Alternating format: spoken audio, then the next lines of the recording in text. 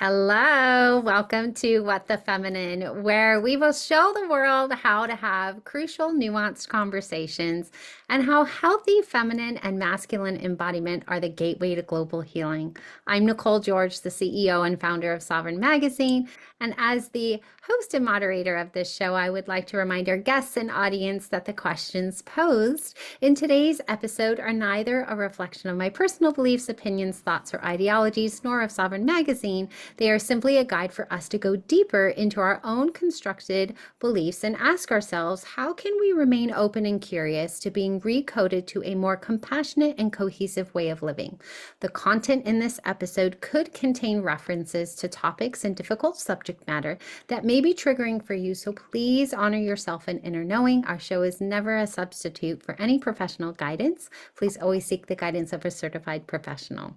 So let's get to the show. Today, our topic is healing the sister wound, rebuilding trust among women. We have four incredible guests today that I will ask for them to introduce themselves. Let me see if I can get Abby is finally here. We are so happy she is here. Let me see if I can get her to turn on her video for us. Hold on one second, Abby. Okay. All right, Abby, are you able to start your video, my lovely? Yay. Okay, now we can turn that back off. I'm so happy you are here. And we have four lovely guests today. I manifested that because it should have been three. Okay, we will start with Velva Dawn. Please share with us a little bit about yourself and where you're calling in from today. So, thank you for this amazing sovereign platform that you have created with all of these amazing women. So, my name is Velva Dawn Silver, and I'm the Catalytic Coach, working deeply, remembering the divine feminine, igniting the passion, awakening the female ancestral codes for women to look within themselves and dive deep. And I am from High River, Alberta, Canada. Amazing. Tara. Oh, I love listening to Velva because I've known her for a few years. So it's like, yes, yes, yes, yes, yes, checking it all off the list. I am Terra Dawn. I am a life strategist and healing coach, and I work with people to reconnect with their inner child, reclaim their self-worth, and rise into the people they're becoming. And I am calling in today from Cochrane, Alberta, Canada. Yes. Aja. Hi, I'm Aja Daigneault. I am a relationship and law of attraction coach, and I help women in all stages of their life break generational cycles by using the law of attraction so that they can manifest the best relationships possible, and really dive into healing the witch wound and anything else that honestly goes with the topic we're going in today of building a tribe of women who love and care for each other and really take yourself to the next level. And I'm calling from Albuquerque, New Mexico, US. Love this. Abby. Hi, everyone. It's nice to see a fellow Albertans, actually. I'm actually tuning in from Edmonton, Alberta, Canada today. My name is Abigail Teixeira, and I am a speaker, an author, a trauma recovery coach, a feminine business mentor, and I'm also a proud mama of four littles. I help women and femmes of the global majority who are cycle breakers, coaches, healers, creatives, move out of survival mode and start earning sustainable income without sacrificing their values, their mental health, or their magic. And I'm so excited to dive into this juicy conversation today with all of you. Yes, it's going to be a really, really good one. And I love that we have such a dynamic panel today. And so, my very first question, and I'll just go intuitively wherever we go in the conversation, as I don't like a lot of structure.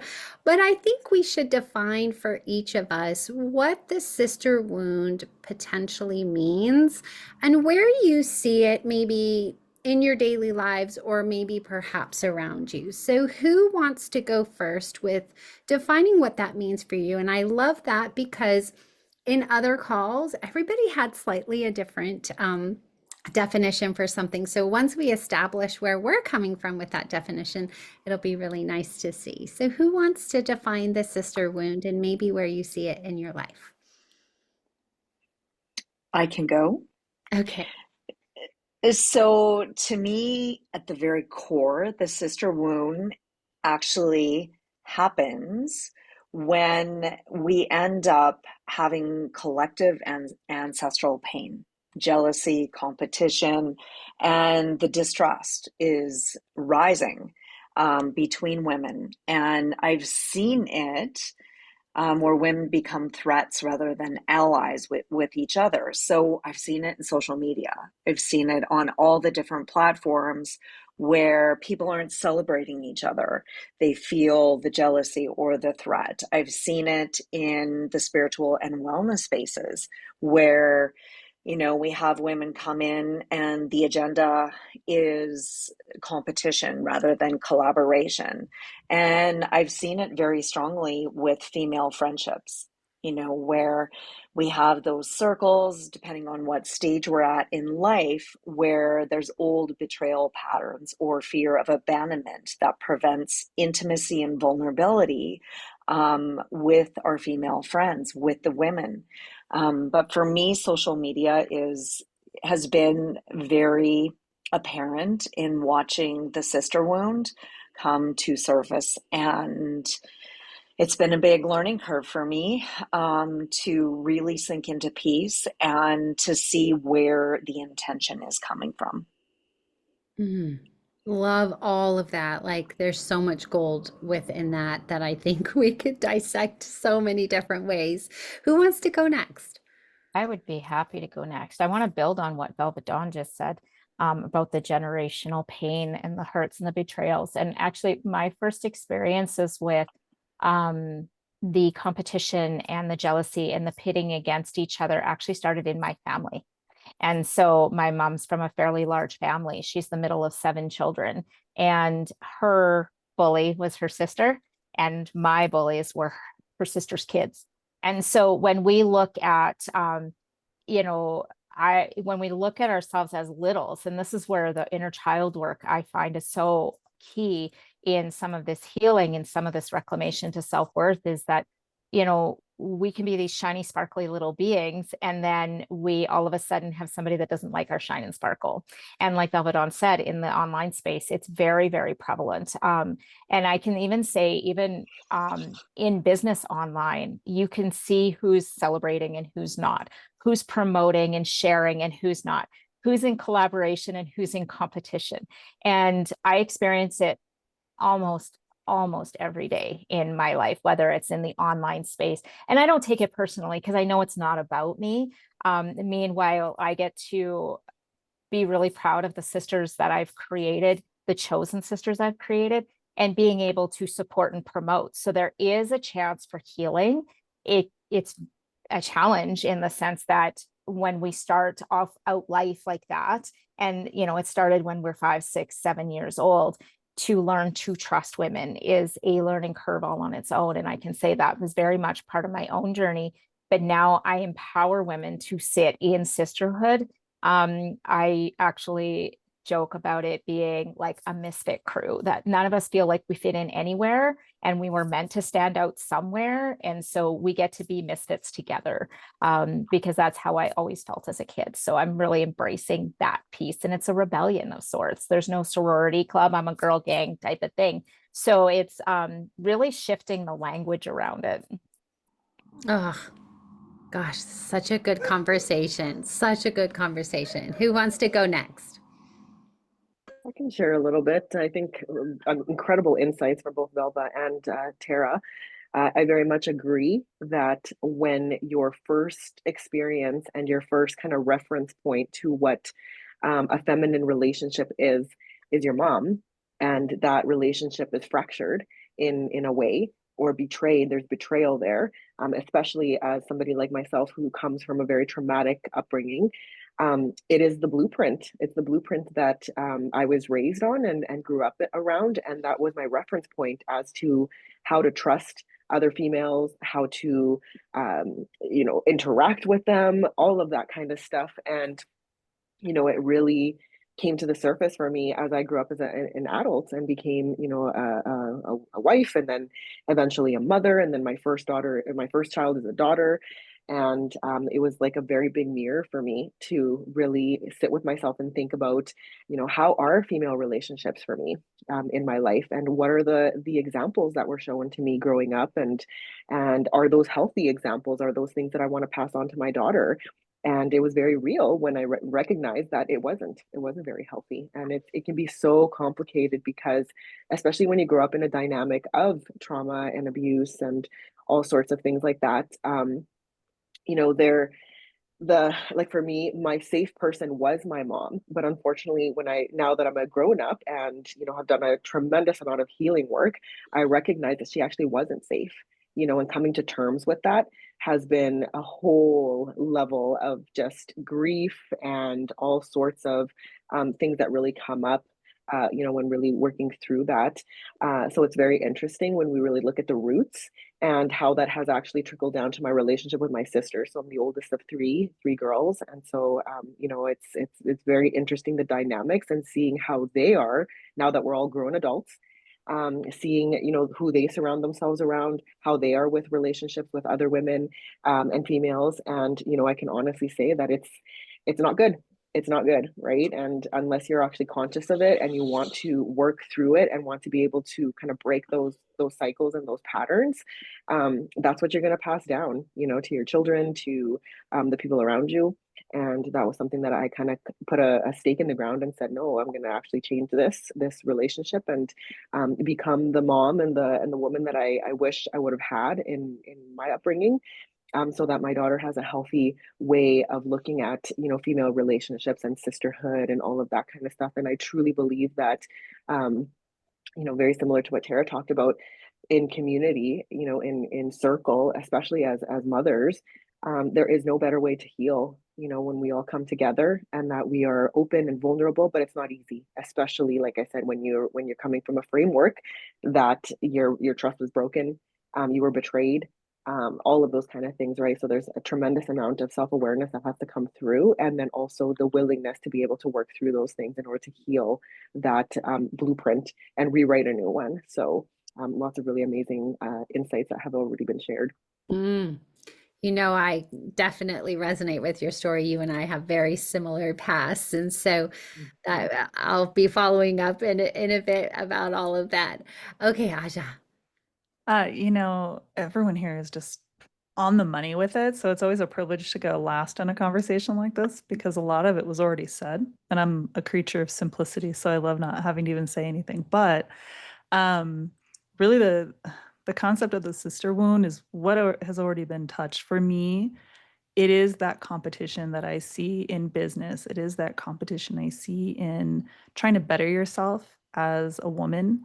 And almost always I find that there's someone out there that immediately pits the person against, oh, they did it because they slept with someone. Oh, they did it because of how they look. All these very superficial things that have absolutely nothing to do with how great a woman is doing. And I found that as everyone was talking about their parents and their family, my mom was my person that really bestowed that bias on me. And just thinking about anyone who was successful or pretty had to have done something that wasn't a skill set, which is insane now to think about it as an adult, but that was the belief that I came up with.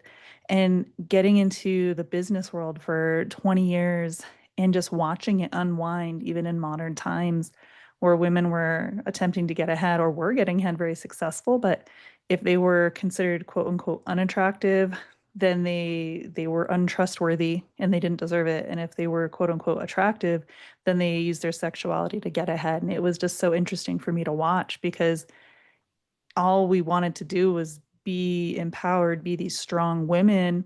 And I had the privilege of being on both sides of that coin. And I always thought it was really funny. Like, I'm the same person. Like, I ate a lot more, so I got bigger, and you found me unattractive, or I lost weight and I was more attractive. But regardless, my success had nothing to do with the size or my looks. And it was always interesting to me that women were the ones that usually tore me down or someone else down. And men stood up, but those men were also put down because then it was assumed, oh, that's the guy that got her there. And now being someone and being surrounding myself with women who are thought leaders and are cultivating the next generation and making sure we all move beyond that more and more. I love diving in and just simple phrases like the empowered woman empower women. Simple phrases like that out in public, the shirts that I get to see out and about, raising a daughter, as Abby was talking about, you have an opportunity to really change and define what's coming in the years in your culture and your community. And that's what I try to focus on now with my little one is like, hey, how did she do this? How did he do this? And the values that go with that person. Because there's so many societal things that are already pulling her this way and that, and I can see it. And my basis is, hey, let's heal this. I don't necessarily say sister wound to her; she's 5, but hey, let's heal this. Let's talk through it. And what does it mean? How do you think she got there? And kids know it best. They say it plain and simple. She worked hard. Damn straight, she worked hard. And that's really where my mindset is at. It's just how can we get the generation to move past that? Because it's the sister wound is real. Sister wound is real. It's definitely real. My husband always says women don't dress for men, they dress for women. And he's like, because really, he's like, honestly, I really don't care what you wear. He's like, if you're happy in it, I'm happy in it. I'm happy with you in that outfit because it's whatever you want. But he's like, most of the time you're like, oh, will that girl think that I'm okay in this, you know? So Mm-hmm. that's his take on it from a male perspective. So that's definitely interesting. Well, I want to go a little bit deeper and kind of go back to what everybody was talking about in general, but more specifically, Abby.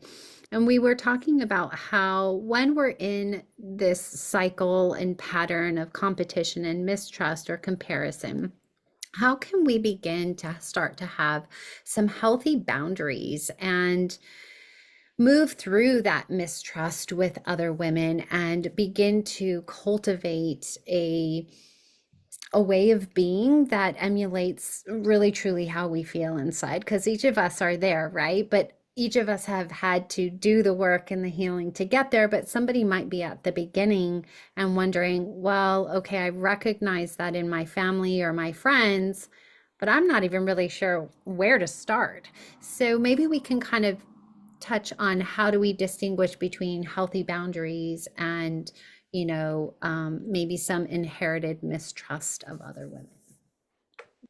That's a I'll loaded take a stab question. at the. Yeah. It is a loaded question. I want Yeah. to take it as a very like baseline for the law of attraction. If it feels good, continue. Your emotional guidance system is working, in the words of Abram Hicks. It's working. That's exactly how it should feel. If you feel joy, if you feel happiness, there's no guilt attached to it. That is exactly how it should feel. And if you're wondering, if you're just listening to this and you're wondering, am I doing something I shouldn't be doing? Or is this person crossing a boundary with me? Does it feel good to you? Is their interaction with you making you feel like a good person? Is it making you up level in your life?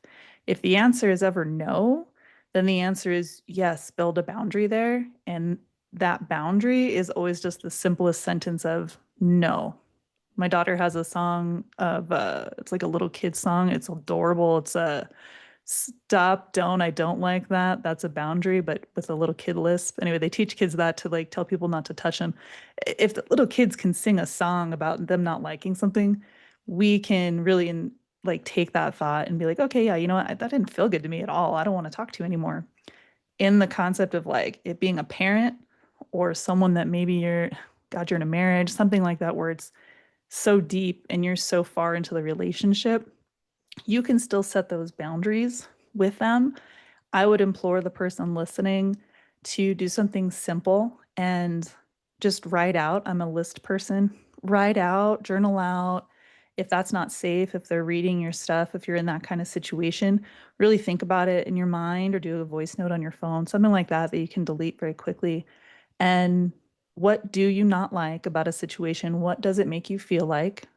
And then do the opposite of that and write that out and start focusing on the thing that you do like, that you do desire, because that will eventually, the law of attraction is going to pull that towards you.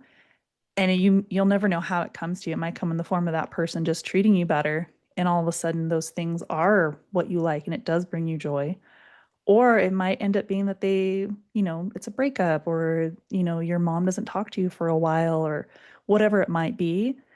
It will come to you so long as you focus on your desire. That's what I would say for someone who's just starting out or even just thinking about it right now that's listening. I love that. I Who want wants? to I want to build on that. I'm like, I want to build on this so bad.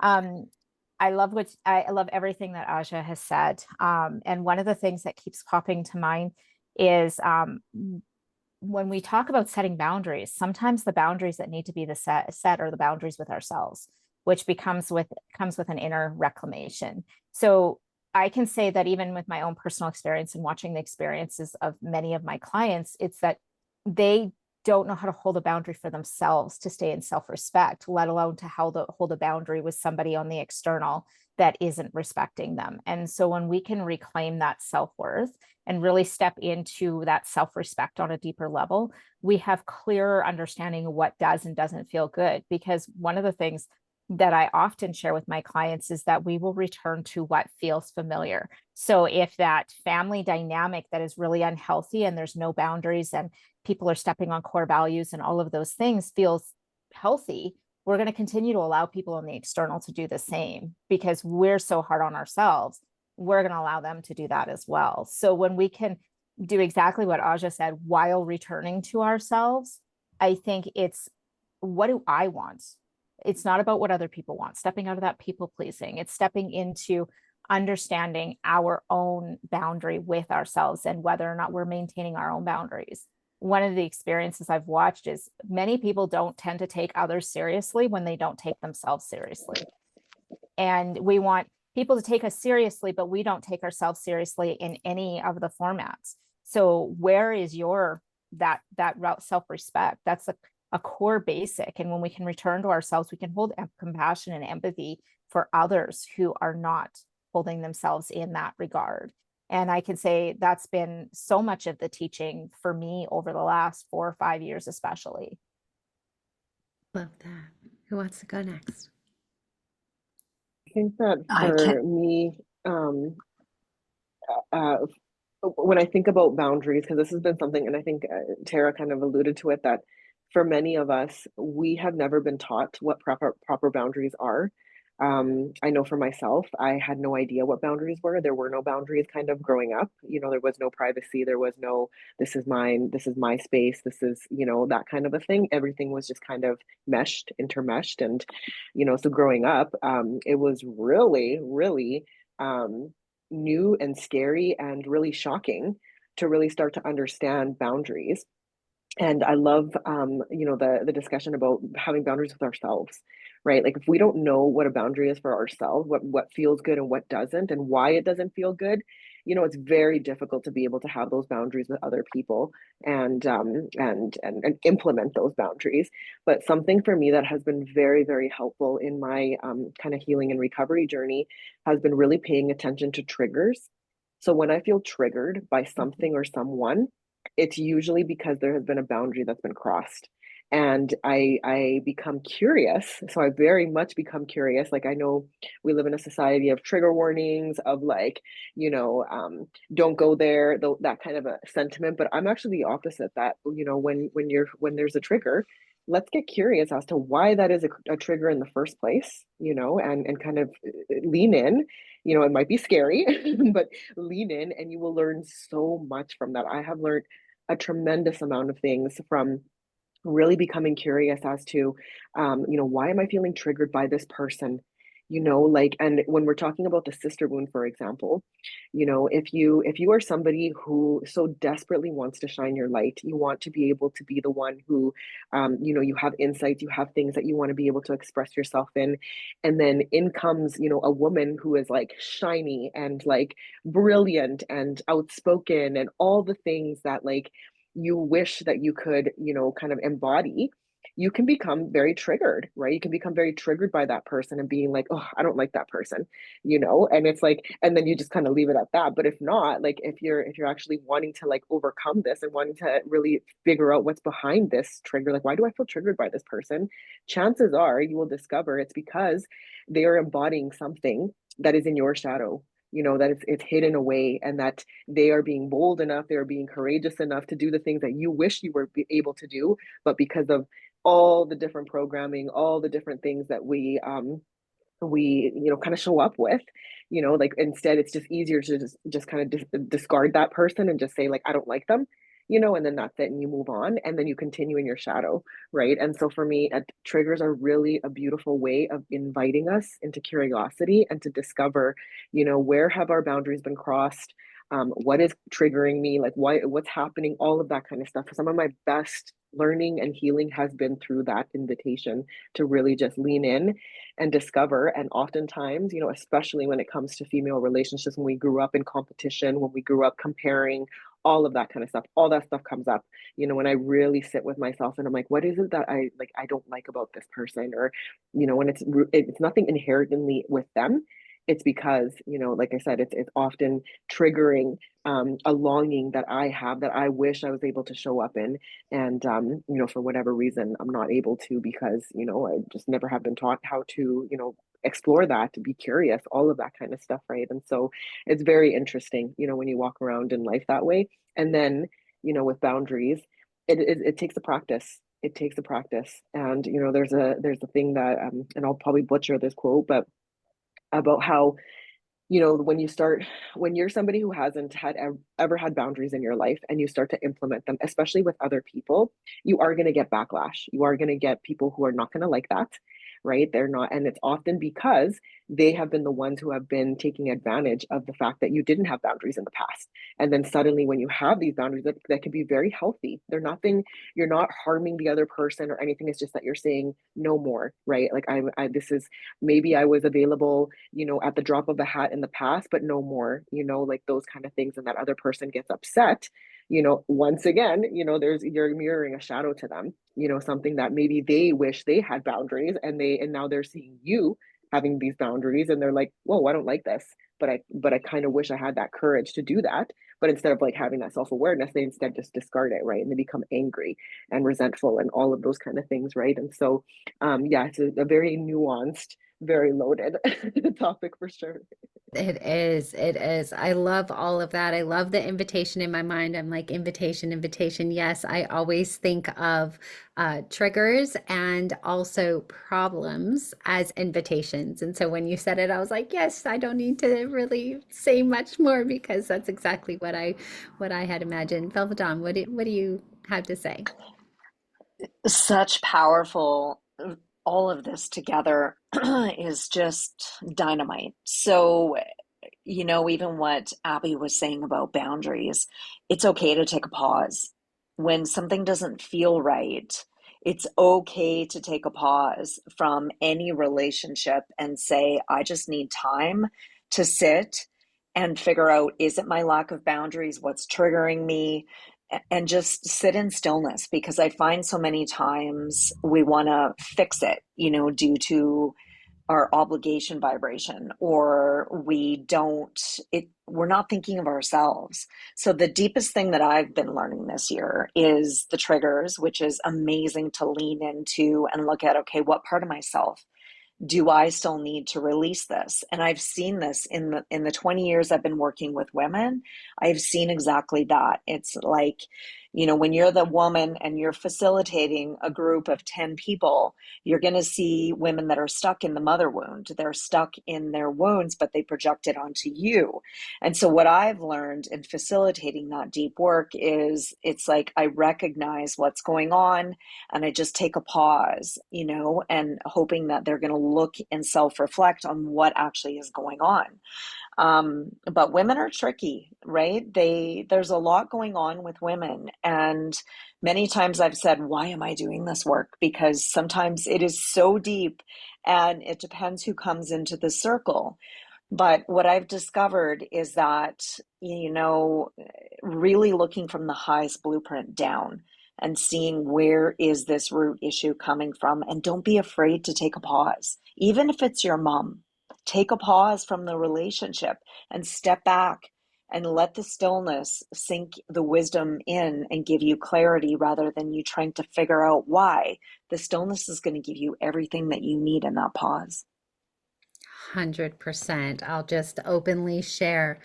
I set some boundaries with my stepmother after my father passed, and it was one incremental boundary after another. And obviously, most of them were broken, but it was in the stillness of complete no contact that I felt relief, that I was able to hear my own voice. So, 100% the pause and the stillness is where the clarity comes in. I love this conversation so much.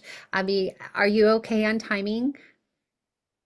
You're okay. Okay, because we are at the 30-minute mark and I'm usually really good about like, okay, we're at 30 minutes. Let's be done. But I want to ask one final question because I always like to give takeaways. And we've had quite a few takeaways throughout this, but in case you have something different, because we've had pausing and invitations and writing things. But as we look not just at our lives, but as we want to move forwards, um, there is a ripple that happens when we do the work ourselves. Like I wanted to say earlier that now that I've done the work and I'm so confident in who I am and all of that, I don't have anybody in my life I dislike anymore because I've set all those boundaries, right? And so I love my life. I love everybody around me, including all of you. But one thing that I did want to touch on before we go, and this is also a loaded question, so I'm really sorry. This one just intuitively came to me. Is when we start this process, I feel like where women get stuck the most is in radical responsibility and accountability. So if you could give that woman who's like, okay, I'm recognizing that I might have some wounds I need to look at with whomever it is in my life, but there's lack of ownership or accountability of how they got there. What is one thing that they could do today to begin their journey with being honest with whatever is going on in their life? It doesn't necessarily mean they've done anything wrong. Let's say they're in an abusive relationship. That's not all on you, right? And so, or like your mom, right? That's not all on you either. But where can they start to become truly honest with themselves of the reality? Because I know I was not honest with myself until the very end with that space and that pause. So maybe we can give some tangible things, just one baby step that somebody could take today to help themselves deal with these wounds that might be coming up. I think if I can jump in here, Yeah. one of the things that when people are sitting in that lack of accountability, that lack of accountability is generally washed over with guilt and shame. So it's facing, what are we feeling shameful for? Is it that we hurt somebody in our life? It's I refer to it in the vault in my work, where it's like, what is something that you've done to hurt somebody else? What is something that somebody else has done to hurt you? And these are usually the things that are like the skeleton in the closet that nobody wants to speak about. One of the things, I actually had this happen with a client recently. We hit this process and she shared her vault, and it was her skeleton in the closet, and it had contributed to every sister wound that she had. Her relationship with women was so unhealthy as a result of this skeleton in her closet. And it was at a basis of shame and guilt. So when we look at why we're not willing to be accountable, what are we ashamed of? Where's the fear with that shame of somebody else finding out? And what is the guilt we're carrying alongside it? Because they're cousins. Shame says we are bad. Guilt says we did something bad. So then when we can really say, okay, this is where my deepest shame is, and this is what I fear about this deepest shame, that level of vulnerability, it really peels back the scab on that wound, so to speak, and allows it to start to heal, because it lets all the yucky stuff out of that wound.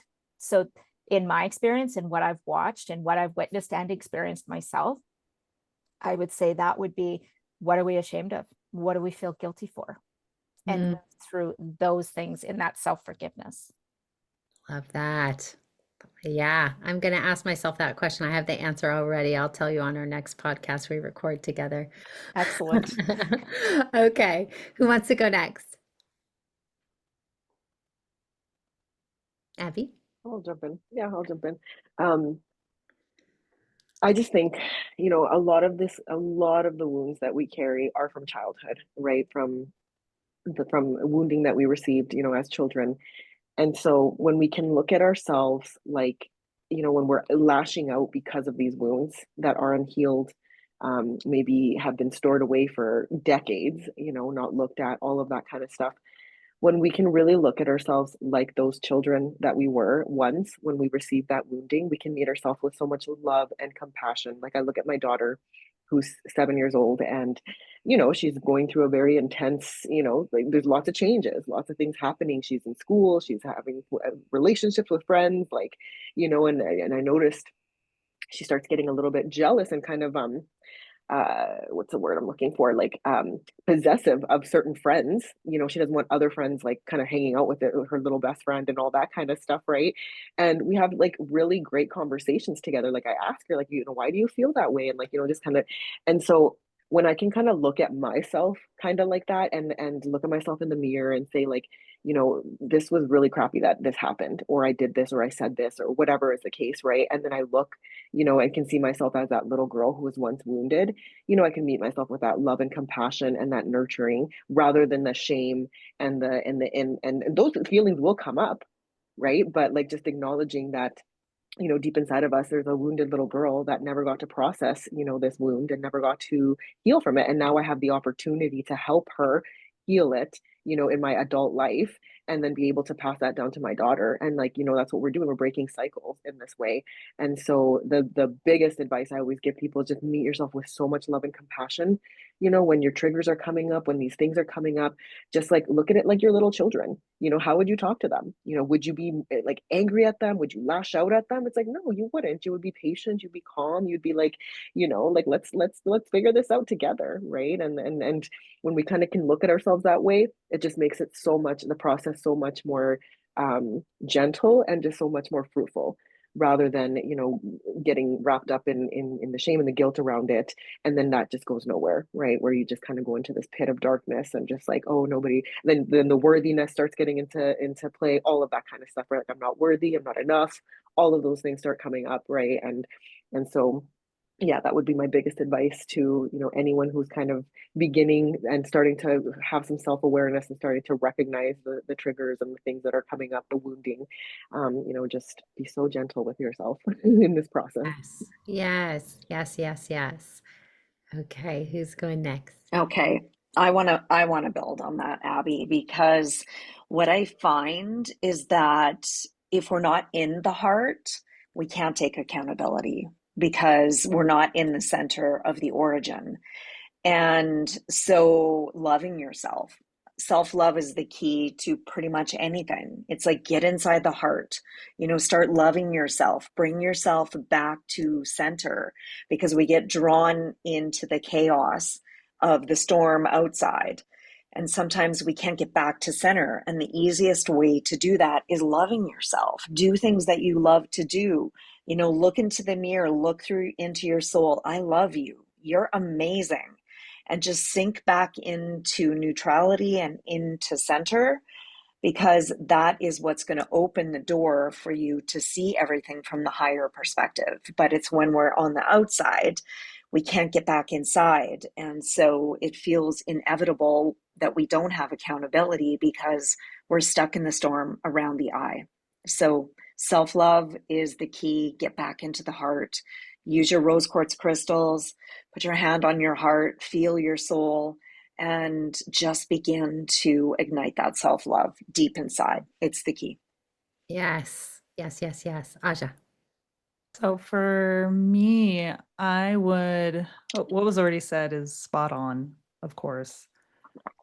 I always like to, when something comes up for me or anyone I'm working with that they're not seeing, 'cause that's where I'm getting the question, is they're not seeing how they had any part in it.